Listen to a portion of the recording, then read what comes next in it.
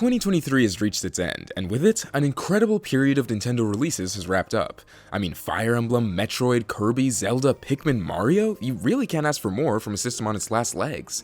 Because as incredible as this year was for the Nintendo Switch, with new games still on the horizon, it's become apparent that we're on the cusp of something new. Next year, the system turns 7 years old, and a dwindling number of major titles alongside a heavy increase in rumors point towards the next generation of Nintendo greeting us in 2024. So, as always, I'm taking it upon myself to predict everything about this upcoming year for the company, as it's shaping up to be enormous. We'll be going through each quarter of the year, detailing the announcements, releases, and even rumors that will arise within, in what I can only assume will be a 100% accurate prophetic prediction of Nintendo's 2024. You know, just like our last videos. So, without further ado, let's take a detailed look at what Nintendo has in store next year. Quarter 1. The calm before the Switch. Contrary to what Twitter's trending tab would have you believe, this year will start off pretty run-of-the-mill for Nintendo. With minor to major titles spread throughout the first half, they won't be in a rush to overshadow them by announcing a brand new system and a whole new slew of games, at least not yet. January, as usual, is a pretty low-key month. Another Code Recollection will drop on the 19th, but outside of that, nothing of note is going down. Unless you count the perpetual buzz of Switch 2 rumors that will echo through this entire quarter, but I sure don't. Moving on. February, as usual, picks up January's slack by being a very notable month. Not only do we get our first of many 2024 Mario releases, with Mario vs. Donkey Kong dropping on the 16th, but we also get our first Nintendo Direct of the year. This is the final Switch-exclusive Nintendo Direct, a fact that'll become pretty clear throughout the light presentation. Not one of the system's strongest, but definitely not lacking in good announcements either. The Direct opens with the return of one final dormant Nintendo franchise revived by the Switch, Rhythm Heaven. Nearly a decade after Megamix, the series will finally make its HD debut with the brand new entry, Rhythm Heaven Encore. A myriad of new and returning games, alongside additional customizability and some truly insane mashups, will make it an easy contender for the franchise's best title. I haven't played enough Rhythm Heaven to predict more than that, but will nonetheless be excited when Encore launches in June 2024. Princess Peach Showtime will be just over a month away at this point, so the Direct will naturally give it a bit of a spotlight. We won't see too much more, as they'll promise to keep plenty of surprises for the game's launch, but we do get the confirmation of a new stage theme and Peach outfit, Western. Sharpshooter Peach will lasso her way through the level, using her pop gun to hit faraway switches and progress to the end. Expect infinite fan art of this throughout the month. In the absence of Mario Kart 8's Booster Course Pass, you'd expect this Direct to be underwhelming in terms of DLC. Luckily, that won't be the case in the slightest. Splatoon 3's Side Order will get its longest showing yet, highlighting just about everything that makes this campaign different from the main games. More difficult, higher replayability, and additional depth found through the palette system, allowing you to upgrade Agent 8 in new creative ways. We'll get a few vague story hints regarding Marina's whereabouts, and finally receive a release date in April of 2024. But far more interesting, at least to me, is the yet-to-be-announced DLC that this Direct will show off. A one-and-done hefty addition to Pikmin 4, the Dandori Pack. This DLC will focus near entirely on expanding the game's Dandori modes, adding 30 new Dandori challenges and 10 new Dandori battle arenas. Alongside this, however, will be a free quality of life update, carrying major game-altering features. Most notably, difficulty modes. Hard and Ultra Spicy will return from Pikmin 3 Deluxe, changing things like day timing, enemy respawns, item availability and effectiveness, Pikmin element resistance, and generally curating more demanding playthroughs for veteran players. And disappointingly, the auto-lock toggle is still nowhere to be found. You can't win them all. Pikmin 4's Dandori Pack will drop in March. Paper Mario The Thousand Year Door will be heavily pushed in this Direct. Nintendo will essentially act like it's a brand new game, which I guess is fair considering that'll be the case for the vast majority of Switch owners. The only real negative is that this means additional content isn't seen as a necessity here, and the Direct won't show any beyond hinting at some extra post-game surprises. But most people, myself included, will be too busy freaking out about how faithful the remake is to really care. I'm gonna be bold. Despite my original fear of the game releasing too late into the year and getting trampled by the Switch 2, I'll throw myself a bone and say that the Thousand Year Door will drop in May. Now it's gonna be even more painful when I'm wrong. Luigi's Mansion Dark Moon HD, I'm not calling it 2, will also get a release date, inexplicably landing in June, 1 year after its announcement. I'll forever be confused by this 3DS remake having a reveal to release window 3 times the length of Mario Wonder and proceeding to drop in the least fitting season for it thematically. We're not trying to fill out our schedule, we promise. This Direct's penultimate announcement will be a confusing one that'll hype up fans until they notice something's amiss. The Legend of Zelda Wind Waker HD is finally coming to Switch. Wind Waker fans rejoice. But no Twilight Princess? For some reason? Yep, they're Mario Galaxy 2ing it. Why? Who knows? But this will perplex and torment fans for the rest of the year, so much so that talk of Twilight Princess's absence will eclipse the hype for Wind Waker in the direct's immediate aftermath. Or at least it would, if Wind Waker HD wasn't getting shadow dropped the moment the direct finishes. Yeah, I'm part of the problem. Wind Waker HD will release physically in April. And finally, one more thing. A game long rumored and long predicted finally seeing the light of day. This is the Fire Emblem 4 remake, simply titled Fire Emblem Holy War. I don't know enough about the series and its remakes to predict what advancements are going to be made, but I'm assuming it's going to look a little more visually ambitious than the 30-year-old original. A fitting conclusion to Fire Emblem's major and successful presence on the Nintendo Switch. The game will be set to release in July. So ends the final direct of the Switch era. Not too shabby for a system on death's door. But unfortunately, the combination of Fire Emblem and no Midna, your average Nintendo fan's least favorite things, will result in an inescapable wave of "that was the worst direct ever" tweets for weeks to come. Be prepared. March will be a great month for the Switch. Not only do we get more Pikmin content without having to ponder if we'll live to see the day, but Princess Peach Showtime will make its debut later on in the month. The game will be a little simple, almost necessary by its balancing of multiple genres, but will nonetheless be seen as a charming and important release that could open the door to more creative Mario spin-offs down the line. Interestingly though, around this time we'll get the official announcement that the sequel to the Super Mario Bros. Movie is in development at Illumination. No release date, no footage, just a "we're working on it" that I imagine will make investors pretty happy. But there's still one more thing of note going down in March. At this point, Switch 2 buzz is breaching containment. Years of speculation and rumors will peak near the end of the month, all pointing towards an inevitable announcement in the immediate future. And that brings us to Quarter 2. It's happening. As to not detract from their impact, Side Order and Wind Waker will both drop in the first half of the month, to expectedly positive reception. But after that, everything goes crazy. A single tweet will send the internet ablaze, with Nintendo telling us exactly when to see their next-gen system unveiled. And one day later, it will finally be upon us. This is the future of Nintendo Switch, appropriately named Nintendo Switch 2. Yeah, after the Wii U, they're not taking any chances. Sorry, Super Nintendo Switch fans, I wanted it too. The Switch 2 won't be the biggest creative deviation Nintendo's ever gone for. Largely, this is a system focused on taking the Switch concept and improving on it tenfold. The overall design is very similar, albeit slightly larger. The new controllers, the Joy-Con Neo, will be shaped a little differently and of course accommodate the larger screen size. Additional power is a given. We're not getting 4K or anything, but using Nvidia's DLSS upscaling will result in visuals comparable to, if not exceeding that, of Gen 8 consoles. This will also allow Switch 1 games to perform considerably better on Switch 2 with full backwards compatibility. The reveal trailer will show games like Tears of the Kingdom, Pikmin 4, and the Thousand Year Door remake looking shockingly beautiful on the new hardware. Nintendo still wants you to buy Switch 1 games. But that doesn't mean the Switch 2 will have a weak library, no. We'll get our first out-of-context look at multiple new games in this initial reveal. Most notably, this is finally Metroid Prime 4's time to shine, confirming outright that it's shifted over to the Switch 2. We'll also see quick glimpses at a mysterious new 3D Mario, Mario Kart, and Kirby. The Switch 2 might not be as large of a shift as previous Nintendo systems, but that doesn't mean it's not bringing anything new to the table. Customizability and personalization are majorly improved. Now, this is kind of a double-edged sword, because it means Nintendo will remarkably try to use themes as a selling point for their new console, which just feels gross. But we'll also see better uses of this, like a revamped friends list profile allowing users to set banners, favorite games, anticipated releases, and even screenshots from first-party Nintendo titles. Nintendo Switch Online will continue onward uninterrupted, meaning that users can still access whatever games or DLC their subscription level allows. What Nintendo wants most from the Switch 2 is a seamless transition from all Switch 1 users, highlighting that it has everything they love about their favorite system, but better in nearly every way, with a few extra bells and whistles and, of course, access to an incredibly promising library of games.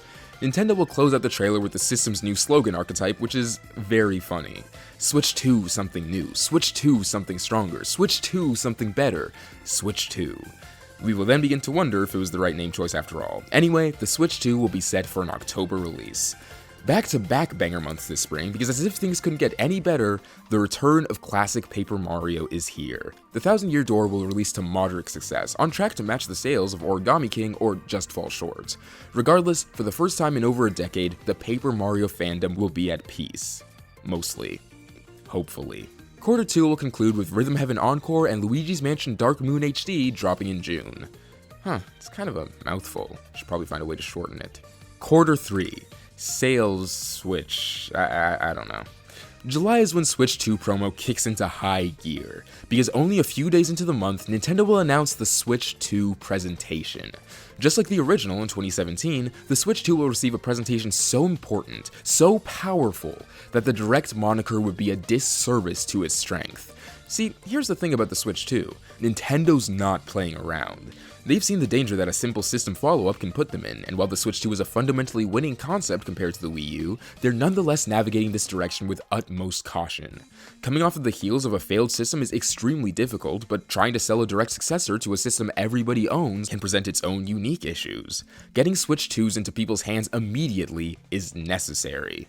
Big games are a must, and the result is a presentation even more insane than 2017's. The Switch presentation starts off with the ultimate bang, Metroid Prime 4. By this point, that initial teaser will be over 7 years old, and only now do we finally get a look at the game, if you don't count the brief glimpses in the system's reveal, that is. And this is it. This is the big one. Developers always like to launch hardware with products that truly show the advancements they've made over previous tech, a display of a new system's capabilities and the heights it's capable of reaching. Metroid Prime 4 is that game. Prime Remastered gave us a taste of what to expect, pushing the OG Switch to its limits visually, but this is on a whole new level. In one fell swoop, Nintendo immediately conveys why you need a Switch 2, weaving together cinematics and gameplay in an epic, dramatic showing. The trailer concludes by revealing that Metroid Prime Vengeance will be launching the Switch 2 in October. Next up is a remaster of a game many expected to get a Switch port. Yup, Monolith Soft never sleeps, Xenoblade Chronicles X is here, and the trailer will show us exactly why they held out for the Switch 2. The trilogy looked great on the OG, but it was very evident they were pushing the hardware to its limits, for better and for worse. But the Switch 2 is fully capable of doing X's enormous world justice, regarding in visuals fully accommodating the game's ambition. Xenoblade Chronicles X Definitive Edition will launch in November. In the deepest depths of space, an ancient civilization has deemed one planet has reached an incomprehensible threat level. Fearing the impact that such an assemblage of powerful beings could have on the universe, they decide to take action for the first time in millennia, ensuring universal safety across the cosmos. This interrupts Kirby's picnic. Kirby's second 3D outing will, of course, take many cues from Forgotten Land. However, the post-apocalyptic setting has been abandoned in favor of space-faring fun. When an army of mysterious beings sail to Popstar and kidnap all of Kirby's friends, it's up to him to follow them back to their homeworld, rescuing his buddies along the way. Kirby and the Cosmic Brigade will be set to release in spring 2025. So far, the Switch 2 presentation has done an excellent job of showing the ambitious single-player experiences that the successor will provide for its hardcore audience. But what about casual multiplayer fun? A pillar of Nintendo's success that can't be ignored in the early days of Switch 2. Splatoon? We just got 3. That also puts Animal Crossing at a disadvantage considering the two share a division. Smash Bros definitely doesn't seem launchier if recent news is to be believed, and while a new IP is certainly possible, to me, it was obvious what this big multiplayer draw for the system was gonna be. Over a decade after the previous title, Mario Kart is back in full swing. This is Mario Kart X. Sure, the Booster Course Pass would have taken some time to develop, but I don't think cleaning up tour tracks would have taken EPD9 6 years to accomplish. Mario Kart X obviously won't match 8 Deluxe in terms of quantity, but will exceed it in nearly every other way. The roster will feature new, fresh characters like Cappy, Egad, and the viruses from Dr. Mario for some reason. And while this thankfully isn't Nintendo Kart, guest racers will make a return, with the concept being expanded from 8 Deluxe. Get ready for Kirby, Samus, and Olimar to make their Mario Kart debuts. 48 tracks is the new norm, 24 new, 24 retro, all surpassing the visual quality of 8's base game selection. Where Mario Kart X truly shines though is in its wealth of additional modes.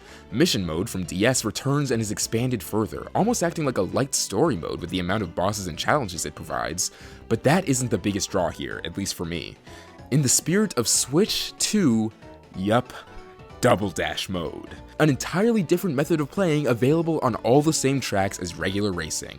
Double Dashers, we win. Mario Kart X will be ready just in time for the Switch 2's holiday season, dropping in December.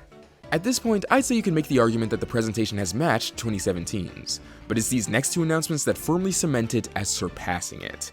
The penultimate reveal is a revival of a dormant Nintendo franchise that'll make excellent use of the Switch 2's increased power for some truly incredible set pieces. Star Fox makes its grand return.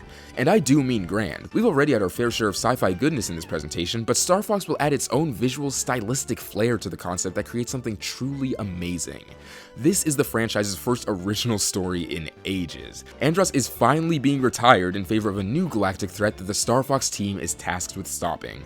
The combination of exciting classic gameplay and innovations you'd expect to be made after decades will result in this game being one of the Switch 2's most anticipated releases for dedicated Nintendo fans. Star Fox Takeoff won't get an exact release date, but will be set for 2025. And finally, one more thing. This has to be huge. I mean, what could exceed both Metroid Prime and Mario Kart to earn that closing spot? I think the answer is pretty obvious. A brand new system-selling 3D Mario experience titled Super Mario Rewind.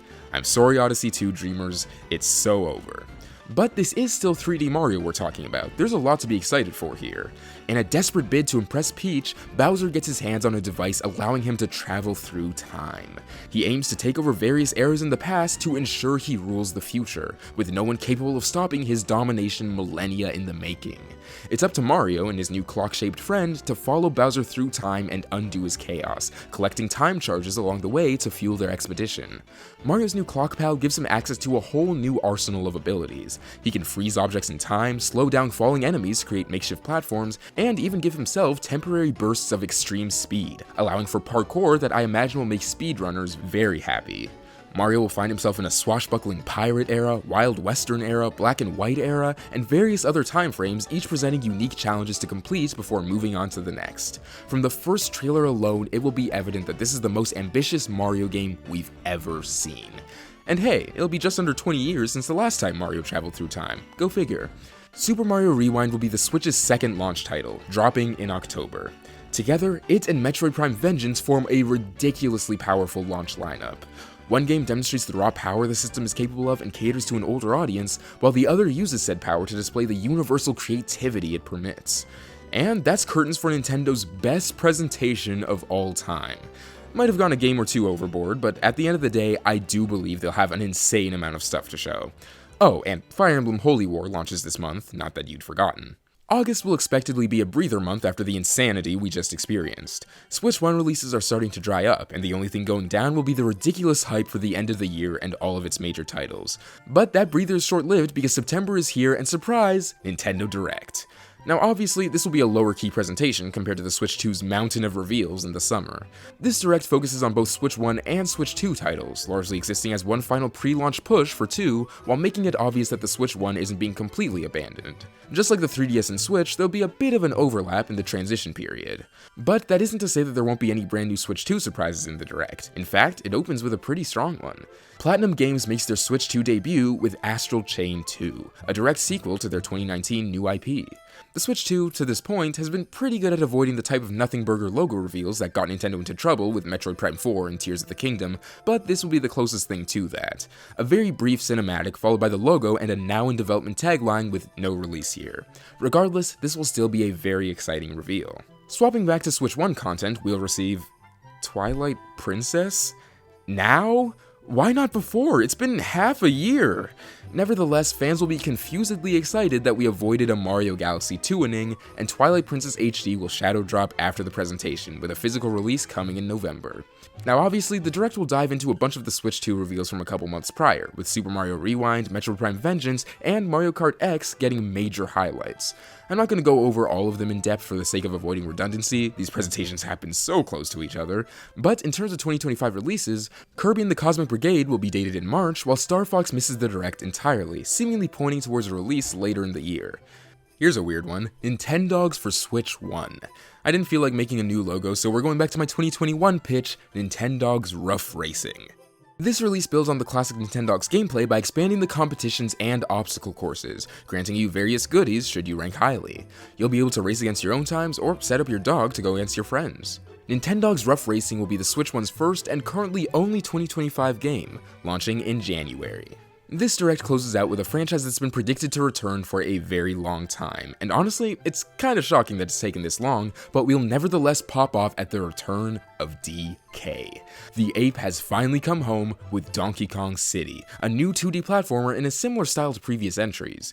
King K. Rool makes his grand return and plans to take over DK Island to gain legal ownership of the Banana Horde. He begins his plan to create Crocodile City, a utopia built on top of Donkey Kong's home that he'll rule with an iron fist. It's up to DK and friends to put a stop to Mayor K. Rool and save the island. Thematically, the game will be very similar to something like Kirby Planet Robobot. The further you progress, the more modernized the world becomes. Donkey Kong might start the game swinging on vines, but by World 6, he's sliding on girders. Donkey Kong City might not be as expansive as some hoped a DK return would be, but will still look like a lot of fun, and the return of K. Rool will instill confidence in longtime fans. DKC will be given a release window of 2025. So concludes a frankly ridiculous quarter of the year. The system hasn't even been released yet, but the sheer amount of reveals has made the Switch 2 look like an amazing, no, a necessary upgrade, and has controlled gaming discussion for the past half year. But now, we're here. We've reached the finish line. Quarter 4, Switch 2 the future. October is our month. The Switch 2 will launch with the 1-2 punch of Super Mario Rewind and Metroid Prime Vengeance, a brand new release and one that's been anticipated for 7 years. As expected, they'll complement each other wonderfully and give the system an extremely varied selection right off the bat. Both will become instant Game of the Year contenders and, just like Breath of the Wild, set the tone for the entire generation. November will see releases of old titles on both Switch 1 and 2, one of them obviously being more ambitious than the other. Twilight Princess HD and Xenoblade Chronicles X Definitive Edition will both drop to great reception, the latters being more vocal than the formers. X sold under 1 million units on the Wii U. For the vast majority of players, this is a brand new game, and releasing it so close to the Switch 2's launch will allow it to blow minds. And at last, December. The end of the year, but only 3 months into Nintendo's new era. Of course, they're showing no signs of slowing down. With 3 major titles already confirmed for 2025, alongside the stellar releases so far, the Switch 2 will have an extremely promising future ahead of it, emphasized even further by the release of Mario Kart X, a cherry on top of an already remarkable launch year for the system, and a game that'll go on to sell a ridiculous number of copies. The Game Awards will also occur this month, but as usual, Nintendo will have absolutely nothing to show. I guess we'll have to wait for Smash's return to see them drop something, whenever that is. And there you have it, Nintendo's 2024 predicted in its entirety. Very possible that I went a little too far with the ambition, but at the end of the day, hype's always going to leak into predictions at least a little bit, as I'm sure is the case for most people.